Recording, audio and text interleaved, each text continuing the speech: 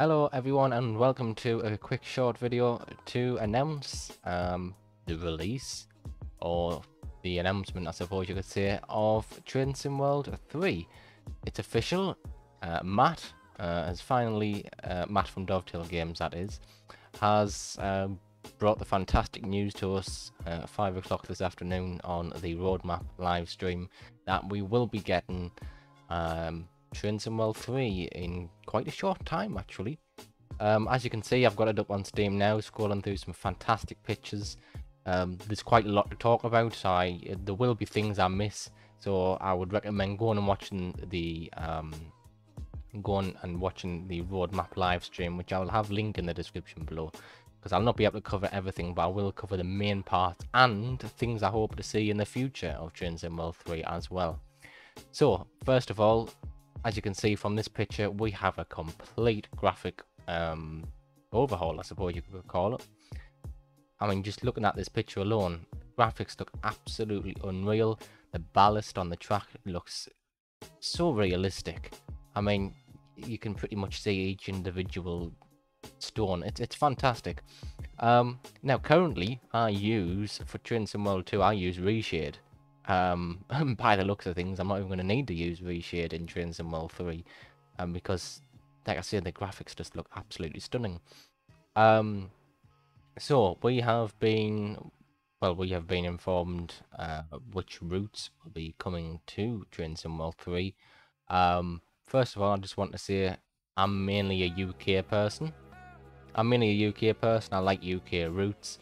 I don't tend to sort of play any of the American or German routes. However, we, just like Train Sim World 2, will be getting three routes, which will include an American route, also German, which will include the ICE3 and the ICE1, as well as what we all know and love, Southeastern High Speed, which will be getting extended. So we'll start with Southeastern High Speed. We'll obviously have the Javelin, of course, the Class 395. That will still operate from St Pancras International to Faversham, but we also now have the option to branch off from St Pancras International and continue journeys down to Ashford International. I believe Ashford's an international, which is fantastic. We're going to be getting 90 miles worth of track within the game, which is astonishing and quite far. You know, we have never really had this in Train Sim World 2, a route so long, so it's going to be quite fabulous to have something so long, pretty much. And it's nice to see that Dovetail have finally made, or finally been capable to make an extension or a route that is so long.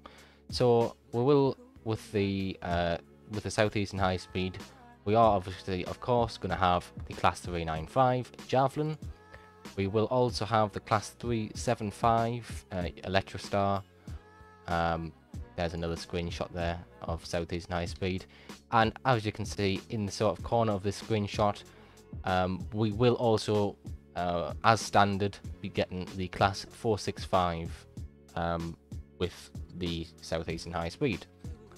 So now I'm sure a lot of you are probably thinking, well, I've purchased the Class 465, I've purchased this DLC, this DLC, this DLC for Train Sim World 2. What does that mean for when I change over to Train Sim World 3? So if you change over to Train Sim World 3, which I would expect many people to do, as it looks to be, or going to be, a fantastic game, all of your DLCs will automatically transfer over to Train Sim World 3 once you purchase the game instantly. Obviously, of course, one of the main issues when Train Sim World moved on to Train Sim World 2 was the fact that people's DLCs were not transferable at the point of purchase, which obviously upset a lot of people and stressed a lot of people out, which is, you know, expected.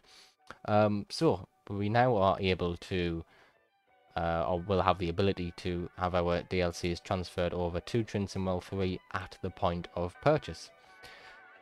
So moving on, There's another screenshot there, just absolutely gorgeous. And screenshots of the ICE1. Obviously, as you can see, as we've been scrolling through some of the screenshots, you've got the different weathers. Now, finally, Dovetail have brought to us a dynamic weather system, which is absolutely fantastic. As you could see in the build-up to the roadmap live stream, if any of you watched that, the dynamic weather is absolutely fantastic now, and it makes journeys unpredictable as they would be in real life. You don't get into a train in real life and know that the weather is going to be absolutely perfect for however long your shift is on that particular train. So we're now able to get into our train and have to wonder, is it going to be extremely windy 20 miles down the track? Or are we going to have snow today? And that sort of thing. So I don't know what, in terms of that, if Dovetail will maybe bring in a forecast system. So perhaps when we actually get into a timetable mode, we can check a weather forecast and be able to have some possible prediction to the weather.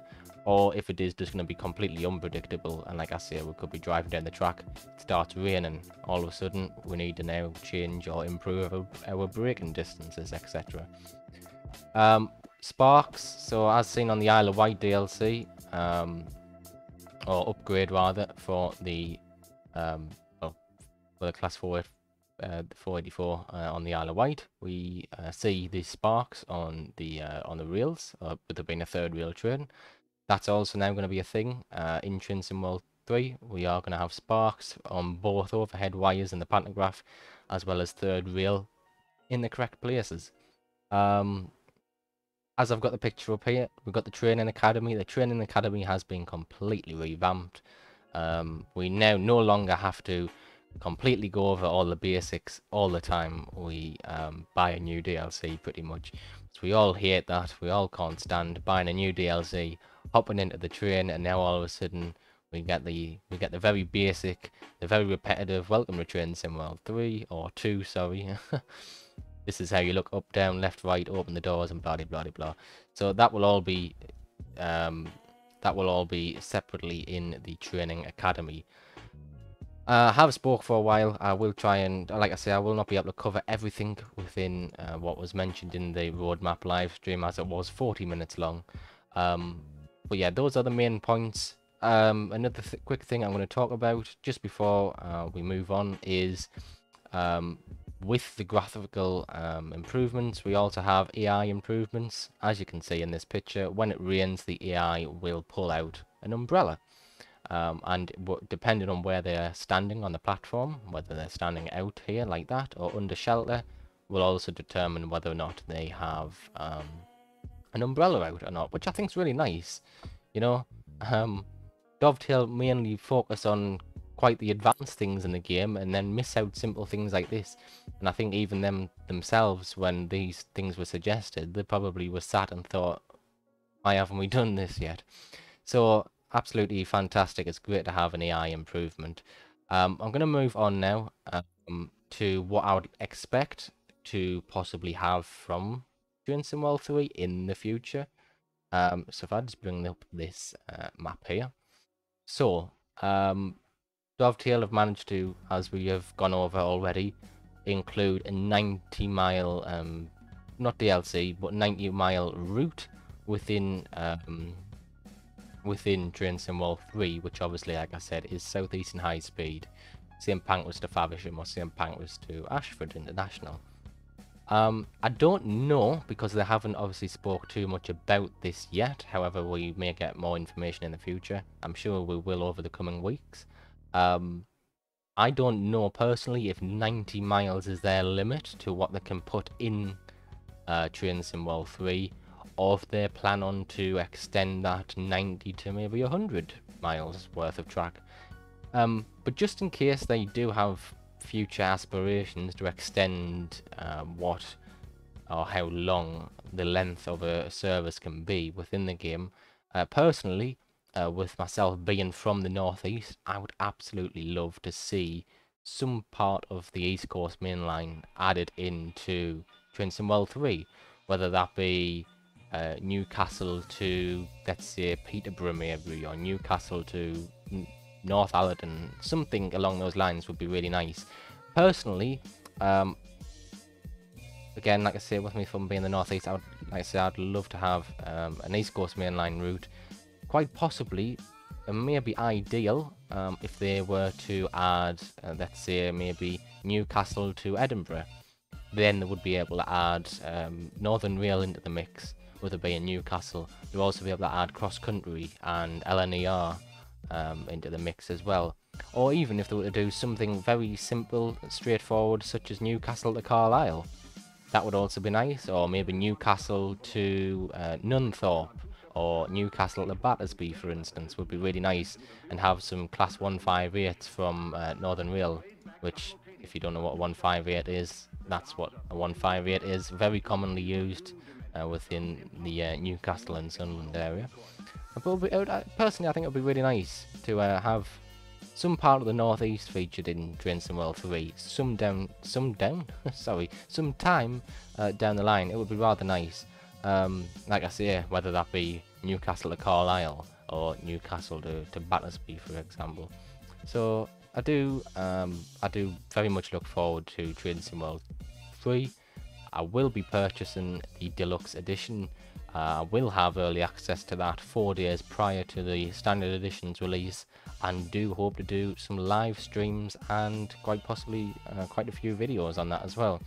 So I hope you enjoyed that. That was just a little quick announcement to bring up what we hope to expect, or what we will expect rather, and quite possibly what we hope to expect in Train Sim World 3. Thank you very much for watching. I do appreciate it, and I hope to see you at some point in the future on Train Sim World 3.